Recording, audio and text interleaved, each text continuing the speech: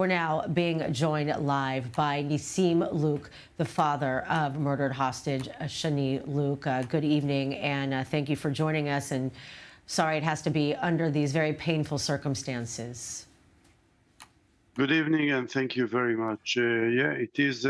These are difficult times for the Israeli people and for Israel. As you know, since the 7th of October, the whole world has changed, especially, to me, myself. I'm the father of Shani Louk. She's a well-known person now, after she died, after she was murdered by the Hamas, this beautiful, amazing, really amazing woman. And, I have a hole in my heart in the shape of my daughter, Shani. It is the painful. We will never see her again. We will only remember the light that she brought to the world and to her friends and to the family and to the grandmother and grandfather and everyone. And yeah, it is. These are crazy days, and the waves are high.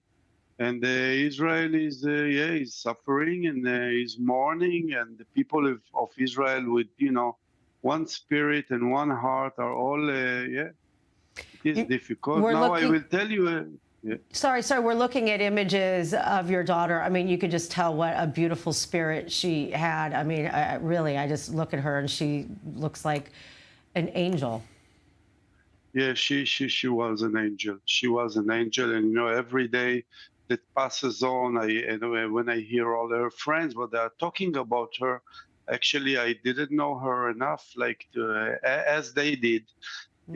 She has some friends that were really low in life, and she took them out, and she took them out of this low place, and she brought them into the light, and she said, "Come with me, hang, on my, take my hand, and I will take you out of this lower places that you're in." And she was like a fairy tale, Wow. It's unbelievable, like an angel.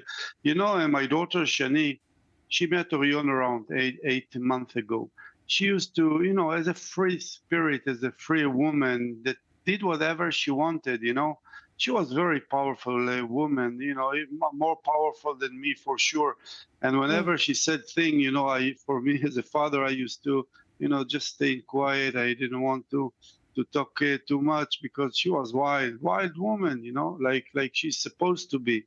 And she met Orion 8 months ago, and they started traveling and went to all these crazy parties all over the world. She was in Mexico for like a couple of months, and then she traveled in a caravan, in a trailer with Orion for a couple of months all over Europe. And actually, the last party that they went to was in Greece, a week before the 7th of October, and 3 days before the 7th of October, Orion decided to come and visit Israel and to go to the Nova Festival. Wow. And he came on Tuesday evening, and we invited him to our house. We said, let's sit all of us together on Friday evening.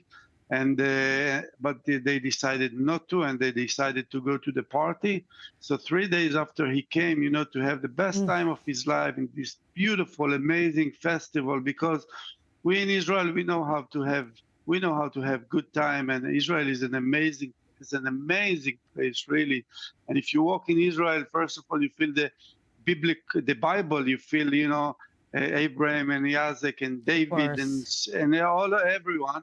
And Israel is an amazing place, and they came to Israel and they had the best time of their life.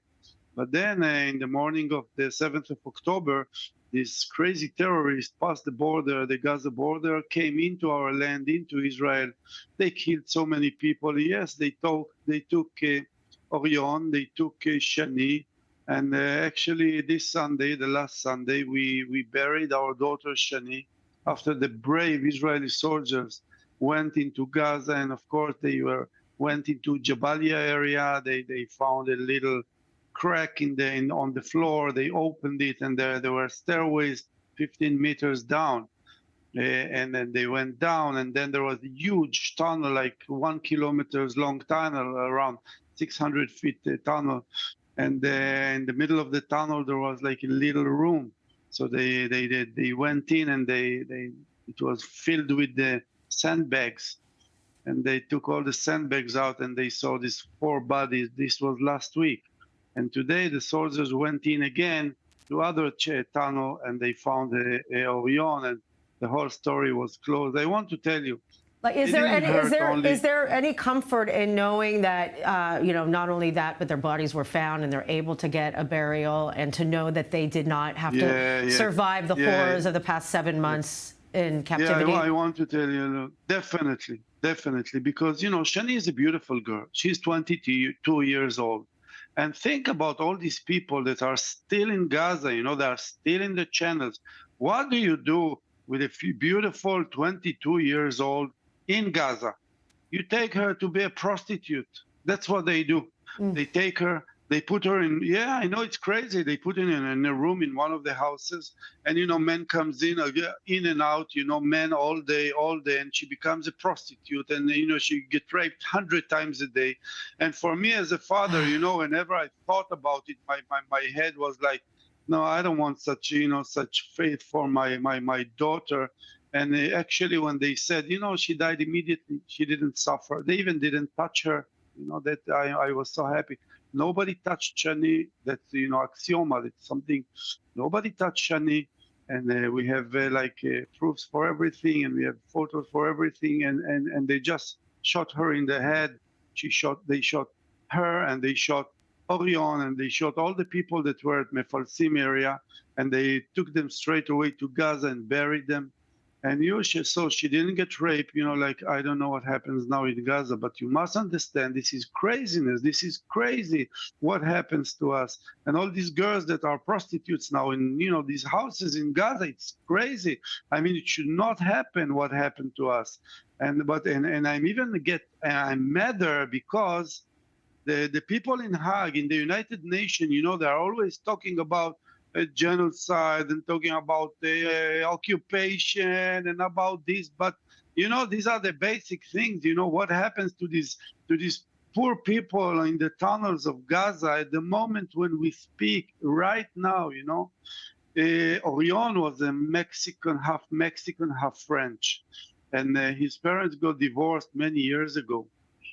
His father lives in Mexico and his mother lives in France. And 2 or 3 years ago, he met this Iranian girl, and they were a boyfriend and girlfriend, and she got pregnant and she has a baby. It's a girl. Orion has a girl, a baby girl that is 2 or 3 years old. These are the pictures. And this girl does not have a father, and he's not even Jewish. He's not Israeli.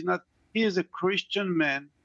And we always hope that he will be alive to tell us what happened in the last moments from Shani. And I was talking to his father. In my phone, it's written Orion's Papa. And I used to call him once a week because I always told him, don't father Orion, don't be afraid, the father of Orion. If he will be released, in Israel, I will take care of him. I will be his family. I will be his family until, they will meet again. And, we always had hope that he's still alive. And also, I don't know if you, pay attention to his photos. On his chest, there was a name, an Arabic name. This is the name of his daughter, that he did a tattoo with this name.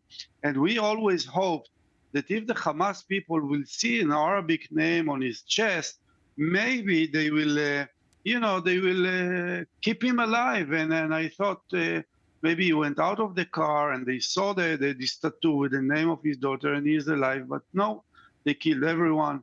They killed Muslims. They killed Bedouins. They killed Arabs from Israel, Arab in Israel.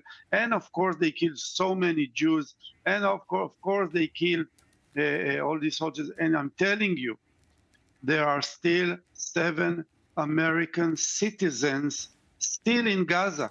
You must know it. The American government, what are you doing? The French government, I was talking in front of the UN building, and I brought my daughter's photo into the United building.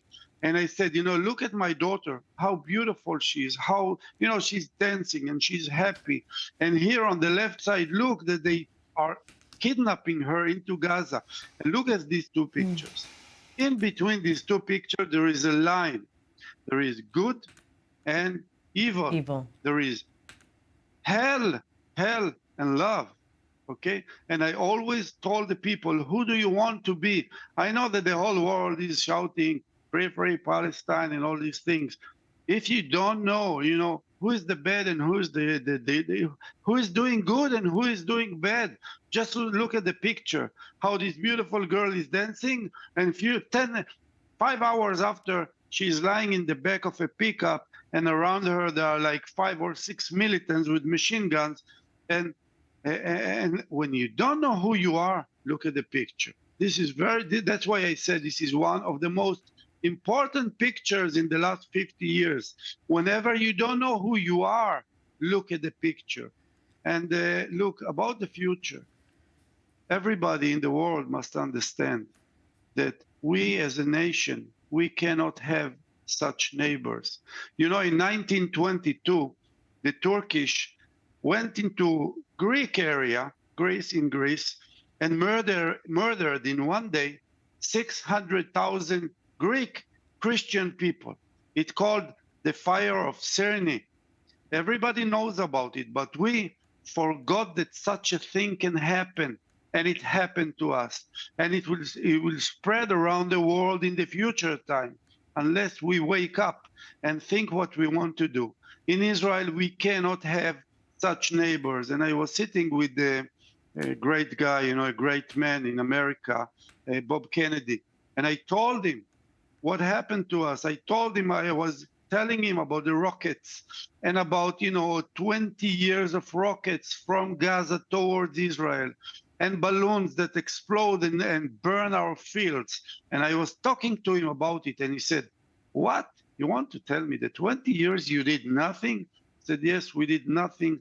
And on the 7th of October, it exploded in our face, and so many people died. In the biblical stories, there is a story of Cain and Hevel. They were two brothers after Adam and Eve. And Cain, killed Hevel. And after he killed Hevel, God asked Cain, hey, Cain, where is your brother? And he said, I don't know, where is my brother? He said, no. Your brother's blood is coming out of the earth and is screaming in front of me. So now, there are 2,000 people, also my little girl, and their blood, their pure blood, it's coming out of the land, it's coming out of the soil and is screaming before the world. And what the world is doing is Hague decision. Stop fighting, it's a genocide, it's killing this. What happens with my beautiful girl's blood, that is screaming from the land, from the soil, we want to do something about it. Look, it is very, very difficult to solve these problems, okay? This problem between the Israelis and the Palestinians, because every time, again and again and again, they betray us, like what they did. Bibi Netanyahu was giving them money, and, he fed this monster that grew and killed my daughter. Netanyahu and all his political party, or Likud, that's what they've done. And they sent so much money to the Hamas because he's a capitalist, and he thinks that if you give money, it can, they will be quiet and polite, and everything will be fine. And at the end, it didn't happen. They came to our land. For 5 times, we told them, let's make peace agreements. Let's make peace. But they only say, from the river to the sea, Palestine will be free, means that they want to go to war until the whole of the land of Israel will be theirs. This is something that is an axioma in physics. They say, we want to kill you all and we want our land back. And we cannot be neighbors of these kind of people. You don't want that your neighbor who is a rapist, is a killer, is a murderer. He can wake up in the middle of the night, go to your land and kill your children and rape these little girls and kill so many people. We still have 120 something people there in Gaza that were kidnapped. And I'm talking about grandfather and grandmother. And I'm talking about beautiful 22 years old girls. And I'm talking about 5 years old kids. And I'm talking about complete families that, you know, that they were vanished in one day. And we have to do something in Israel, which is different. And what we need is that the world will unite and find the world refugees, not only Israeli refugees, because you see all over Europe, there are millions. Look at France. France look like Syria now. France look like Syria. It doesn't look like France anymore. When I was younger, I used to go to the Eiffel Tower, Champs-Élysées, and all this. And I speak French, by the way, because my mother came from Tunisia. And, you know, and I remember the beauty of France, the Eiffel Tower. Now I go and I feel like I'm in Gaza, you know, and I've been in Gaza in the past when I was younger in the army. And so, and France start looking like Gaza, you know, like 5 times a day they stop the traffic and they pray, you know, in the middle of everything. Nissim, and you know, Nissim, I'm so sorry. I'm so sorry. You are, wow. I just, you're an amazing man, and you're showing so much strength. We have another guest in the studio, but I would love the opportunity to speak to you again. And thank you so much for sharing your thoughts and your strength. And our heart and soul goes out to you during this painful time. As a father, I'm telling you, like the last sentence, I am happy. I feel lucky, you know, with all this pain, you know, that the father feels for his beautiful daughter, you know, and Shani is half German, half Israeli. And with all the pain, you know, I feel lucky. I feel lucky that 2 weeks after the 7th of October, we knew that she was dead. I feel really lucky, you know, as a father, that I know that she was not raped and tortured and that, which happens every day. And I also feel really lucky, you know, that the soldier found this body and we brought it, you know, and we buried it and there was a ceremony. I feel lucky like 3 times with all the pain, you know, that happened to us. But, you know, for the Israelis, the waves are very high. But we are fighting, and yeah, I see the funeral. It was an amazing funeral. And what can I say? You know, I still have in my heart a hole in the shape of my daughter, Shani. Still, I have 1 girl and 2 more sons. And, you know, hope for, you know, that the world will start thinking about what happens. And what happens here is crazy. Thank you very much for all of you. Thank you very much. To talk to you again. Yes, I really would like to. Thank you very much.